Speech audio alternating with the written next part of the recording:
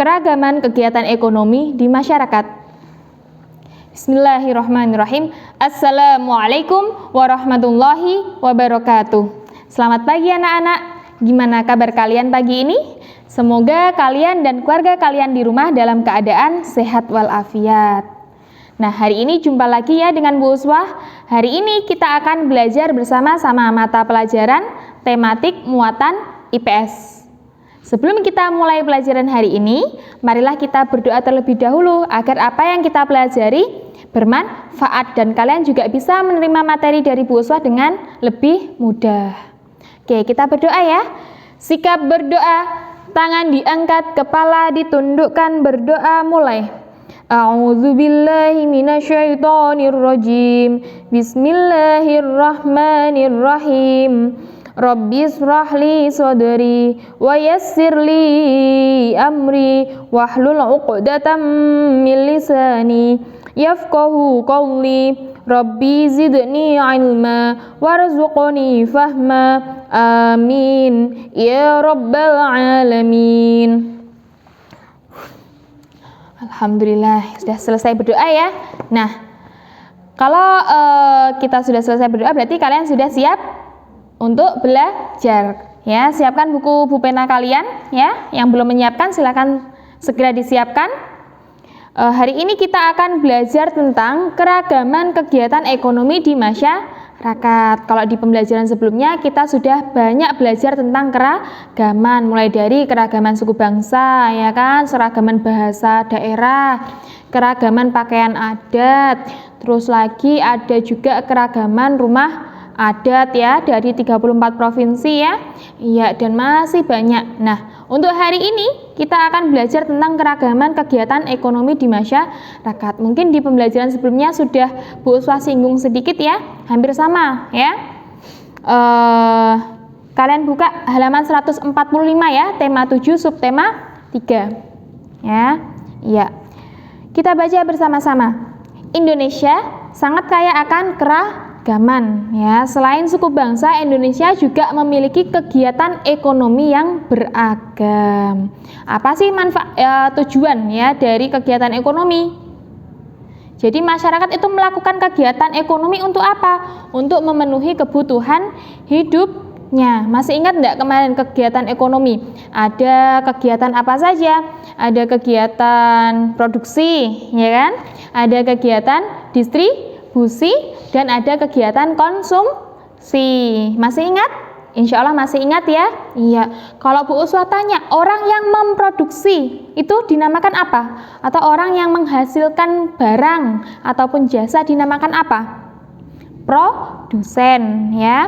Kalau orang yang mendistribusikan atau menyalurkan barang itu disebut apa? Distributor. Kalau Bu Uswah tanya, orang yang menggunakan barang ataupun jasa itu dinamakan apa? Konsumen. Masih ingat ya pelajaran yang kemarin-kemarin? Insya Allah masih ingat. Oke, lanjut ya. Kegiatan ekonomi yang dilakukan masyarakat disesuaikan dengan kondisi alamnya. Nah, berikut ada beberapa contoh kegiatan ekonomi di Indonesia. Ada yang pertama pertanian dan perkebunan. Nah, kegiatan ini banyak dilakukan oleh masyarakat yang tinggal di daerah mana? Dataran tinggi, dataran rendah, dan juga pantai. Nah, dan untuk tanamannya sendiri itu berbeda-beda karena disesuaikan dengan jenisnya, disesuaikan dengan kondisi alam dan lingkungannya. Contohnya, tanaman teh apakah bisa ditanam di dataran rendah? Tidak bisa ya. Jadi, tanaman teh hanya bisa dibudidayakan di dataran tinggi. Nah, itu salah satu contohnya. Lanjut ya, untuk peternakan dan perikanan. Nah, kegiatan ini banyak dilakukan oleh masyarakat yang tinggal di dataran tinggi, dataran rendah, dan juga pantai. Kegiatan peternakan biasanya dikelola oleh masyarakat atau badan usaha. Hewan apa saja yang bisa diternak? Contohnya, ikan mas, lele, ayam, bebek, kambing, dan sapi ya. Dan untuk hewan laut biasanya dilakukan dengan cara menangkap ikan oleh nelayan. Nah, dan hewan laut yang bisa ditangkap itu apa saja? Ada ikan kakap, udang, dan juga kepiting, dan masih banyak lagi ya. Ya. Hasil kegiatan ini bisa digunakan untuk bahan baku industri makanan dan sandang ya. Jadi dari kegiatan peternakan dan perikanan yang dilakukan oleh masyarakat itu manfaatnya banyak, bisa jadi bahan baku untuk industri makanan dan sandang, dan hasilnya bisa kita nikmati. Contohnya hasil laut bisa kita olah ya, bisa diolah oleh ibu kalian ya kan di rumah jadi bahan makanan. Terus lagi contohnya apa itu namanya, ayam, mungkin itu bisa diolah jadi apa saja. Kalau dagingnya bisa dimakan, terus kalau bulu-bulunya juga bisa digunakan untuk kemoceng ya kan, bisa dimanfaatkan, dan mungkin kotorannya juga bisa digunakan untuk pupuk ya. Kalau kalian di rumah punya tanaman bisa dikasih pupuk kandang. Pupuk kandang dari apa? Ya ayam itu tadi, dari kotorannya. Oke, lanjut. Yang selanjutnya, kehutanan. Kegiatan ini banyak dilakukan oleh masyarakat yang tinggal di kawasan hutan. Tanaman yang bisa dimanfaatkan yaitu jati dan rotan. Hutan biasanya dimanfaatkan sebagai bahan baku untuk industri bangunan dan mebel. Hasil hutan juga diekspor untuk menambah devisa negara ya. Jadi untuk kegiatan kehutanan itu yang diambil kayunya ya, kebanyakan kayunya. Untuk apa? Bahan baku bangunan ataupun mebel. Kalau apa itu namanya diekspor bisa jadi untuk menambah devisa negara. Tapi yang terpenting ya, untuk hutan ya tidak boleh kita sembarang menebang hutan. Karena apa? Bisa menimbulkan banyak kerugian, banyak dampak nanti yang akan bisa kita dapat. Kalau hutan ditebang sembarangan otomatis akan terjadi erosi ya kan, jadi nanti air tidak bisa diserap oleh pohon, jadinya kan langsung bisa menyebabkan erosi ataupun tanah longsor ya kan. Iya. Terus lagi kalau nanti tidak ada hutan, padahal hutan ataupun pohon itu kan sumber paru-paru. Nah, kalian nanti gimana bernafasnya? Kita kan menghirup oksigen. Oksigen dari mana? Dari tumbuhan. Nah, kalau hutannya ditebang semua, otomatis persediaan oksigen juga akan berkurang. Iya apa enggak? Iya. Terus lagi, kalau hutan ditebang, padahal hutan itu kan jadi tempat tinggalnya para hewan-hewan itu kan tinggalnya di hutan. Bersarangnya di mana? Di pohon, dan juga cari makan di situ. Kalau ditebang, terus nanti bagaimana mereka? Bisa jadi mereka kehilangan makanannya, kehilangan tempat tinggalnya. Dampaknya apa? Dampaknya nanti juga apa itu ke kita. Kok bisa, Bu? Lah, nggak ada makanan, nggak ada tempat tinggal, otomatis dia masuk ke pemukiman warga, ya kan? Bisa mengambil makanan dari warga ataupun bisa merusak tanaman warga, ya kan? Kan nggak punya makanan, nggak punya tempat tinggal. Oke, kalau sudah lanjut ya di halaman 149. Nah, kalau yang di halaman 49 ini dia lebih ke hal yang industri ya. Ya. Yang pertama yang akan kita bahas kegiatan ekonominya apa? Kegiatan ekonomi pertambangan. Nah, kegiatan ini banyak dilakukan oleh masyarakat yang tinggal di daerah tambang. Misalnya, tambang pasir berada di sekitar aliran sungai ataupun pantai. Hasil dari kegiatannya apa? Berupa pasir dan kapur. Digunakan untuk apa? Sebagai bahan bangunan, ya kan? Bahan bangunan kan bisa diperjualbelikan, otomatis itu nanti juga bisa menghasilkan. Terus emas dan perak, nambang emas dan perak ya, digunakan sebagai apa? Sebagai bahan dasar perhiasan. Terus lagi tambang minyak bumi, gas bumi dan batu bara digunakan untuk bahan bakar. Nah, contohnya apa? Nah, setiap hari kalian mungkin atau orang tua ya, mungkin orang tua kalian setiap hari bekerja dan menggunakan kendaraan, baik motor maupun mobil. Apakah memerlukan bahan bakar? Pasti, ya kan? Jadi hasil dari pertambangan ya itu sangat bermanfaat untuk kita, ya kan? Iya, enggak mungkin kan kalau perjalanan jauh kita jalan kaki, jadi harus menggunakan bahan bakar biar lebih mempermudah. Terus yang harus kita yang harus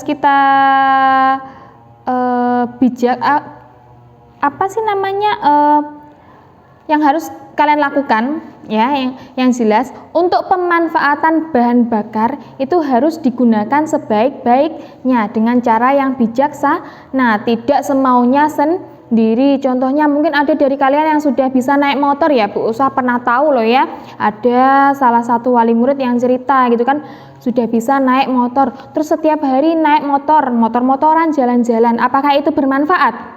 Tidak bermanfaat, ya kan? Iya, jadi untuk penggunaan bahan bakar harus digunakan secara bijaksana, tidak boleh untuk main-main. Jadi harus benar-benar kalau manfaat berarti harus dilakukan, kalau sekiranya tidak, mending tidak usah. Karena apa? Bahan bakar itu prosesnya itu sangat lama, ya kan? Termasuk sumber daya alam yang tidak dapat diperbarui. Bisa, tetapi waktunya sangat lama, perlu jutaan tahun lamanya. Ya, lanjut ya. Yang selanjutnya adalah pertambangan belerang. Dia dimanfaatkan sebagai bahan baku obat-obatan. Ya, dan kegiatan-kegiatan yang sudah Bu Uswa sebutkan tadi ya, biasanya melibatkan perorangan, bisa perorangan maupun badan usaha. Nah, ini dijelaskan lagi ya. Barang tambang itu bersifat tidak terbarukan ya.